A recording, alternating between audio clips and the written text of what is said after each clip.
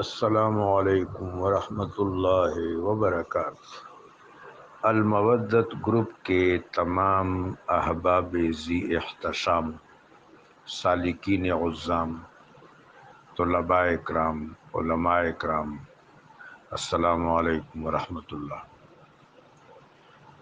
یہ جناب ڈاکٹر اسرار احمد صاحب مرحوم و مغفور کی گفتگو ہے۔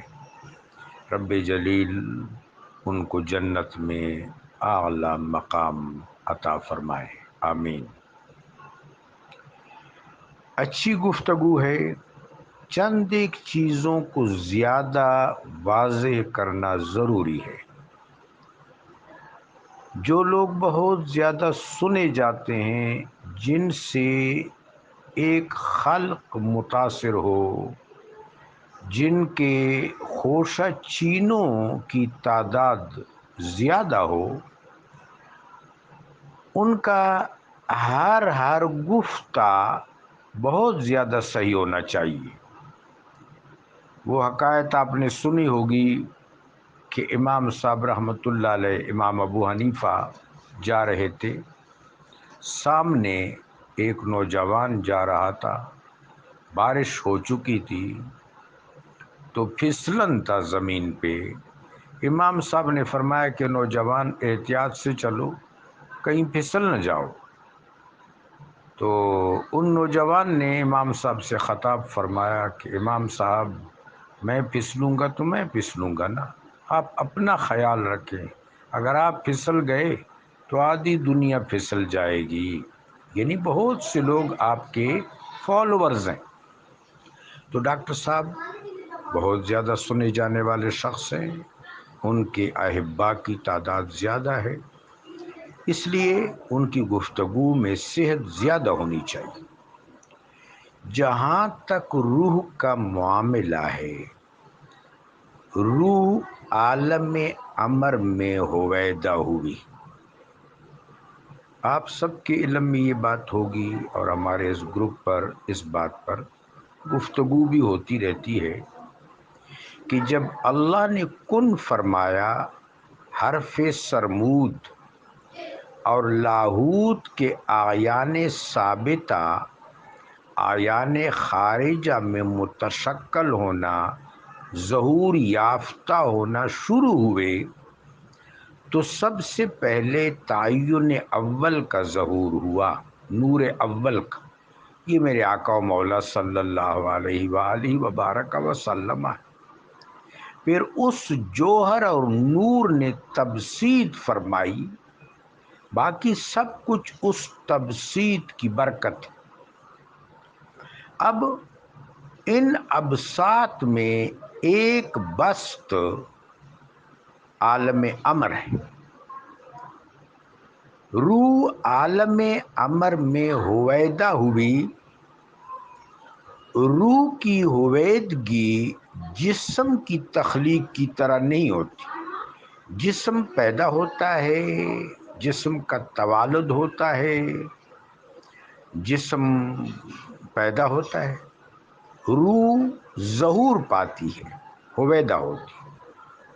ملائکہ بھی ارواح ہیں، لیکن ارواح متشکلہ ہیں، ارواح نورانیہ ہیں، اور روح نور ہی ہے۔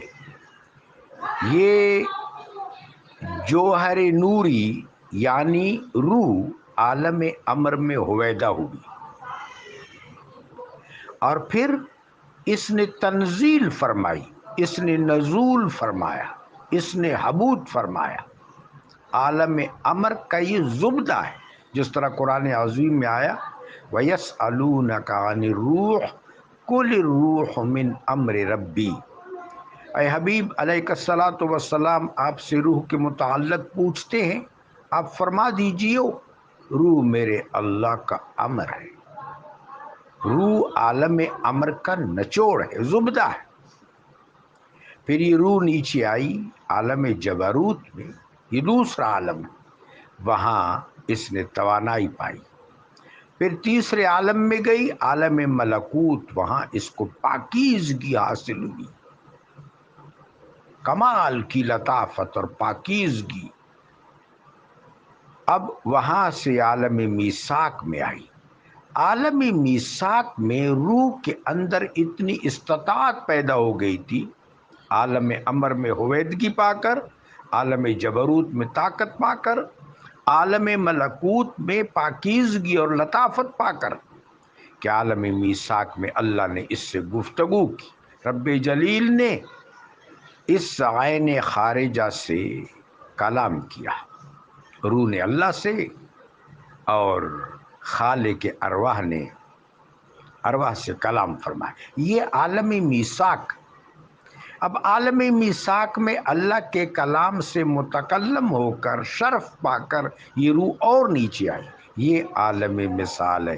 یہاں پر عالم مثال میں جس طرح امیر المومنین سیدنا علی علیہ السلام کا قول ہے، الارواح جنود مجندہ، عالم مثال میں ارواح متشکل تھی اور روح کی ایک باقاعدہ نورانی جسم ہوتی ہے، اس نورانی جسم میں ارواح متشکل تھی، متمثل تھی۔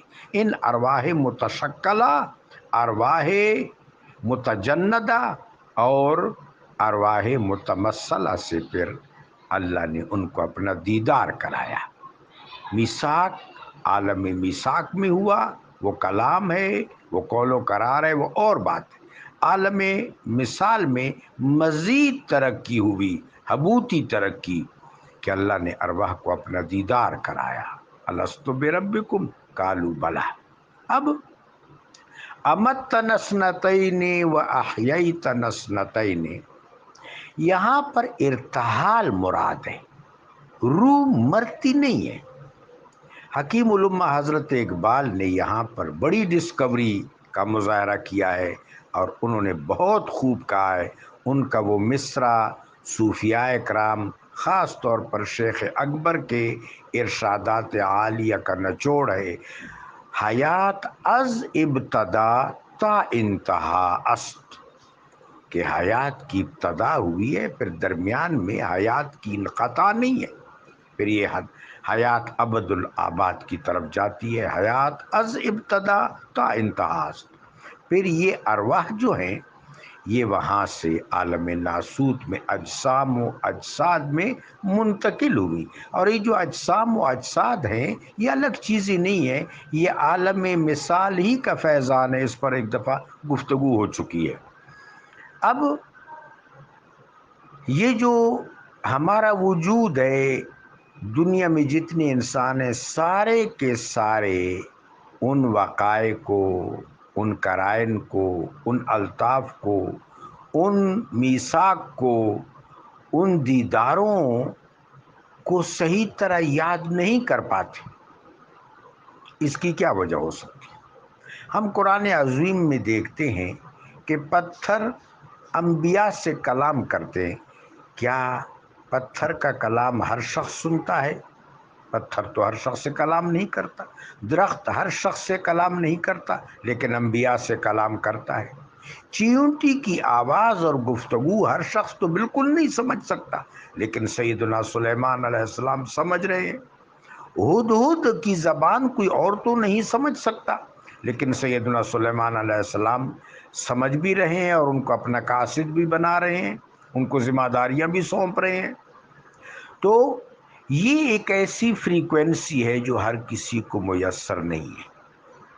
عباد الرحمن، اخیار، ابرار، اولیاء کرام جب روح کے مشاہدہ کے ایک خاص مقام پر پہنچتے ہیں، روحانی ترقی کرتے کرتے، روحانی بالیدگی پاتے پاتے، روحانی تزکیہ پاتے پاتے، کشف اور مشاہدہ کے اس عظیم منزل پر اور منصب پر پہنچتے ہیں، تو وہاں ان کو روح کی جو عالم مثال اور عالم میثاق میں روح کی سرگرمیاں ہیں وہ یاد آ جاتی ہیں، لیکن ہر کسی کو یاد نہیں آتی۔ تو روح ظاہر مری نہیں ہے، روح نے ارتحال و انتقال کیا ہے، اس دنیا سے بھی روح انتقال و ارتحال کرے گا، برزخ میں رہیں گے ہم اور پھر اللہ کی حضور باریاب ہوں گے۔ اے اللہ ہمیں باریابی کے شرف سے اس طرح نواز کہ آپ اور آپ کا حبیب ہم سے راضی ہو۔ جزاکم اللہ۔ بس یہ چند ایک لائنز اس گفتگو میں ایسی تھی جن کو انہیں ہیں تو صحیح، لیکن زیادہ ایلیبوریٹ ہونا چاہیے تھا، زیادہ کیٹیگرائز ہونا چاہیے تھا، زیادہ واضح ہونا چاہیے تھا۔ ایک اور اہم بات یہ ہے کہ ہر فن کا صاحب فن ہوتا ہے۔ فقہ ایک مضمون ہے، کلام ایک مضمون ہے، حدیث ایک مضمون ہے، تفسیر ایک مضمون ہے۔ تو اس فن کے اپنے اپنے ماہرین ہیں۔ یہ جو گفتگو ہے یہ یا تو صوفیاء کی گفتگو ہے یا متکلمین کی گفتگو ہے۔ اس حوالے سے عام وائز جو ہے وہ صحیح طور پر حاشیہ آرائی یا بصیرت افروزی کا مظاہرہ کرنے سے بسا اوقات قاصر رہتا ہے۔ لہذا یہاں پر متکلمین عظام اور صوفیاء اکرام کی گفتگو بہت زیادہ مدلل ہوتی ہے اور مستشہد ہوتی ہے۔ جزاکم اللہ۔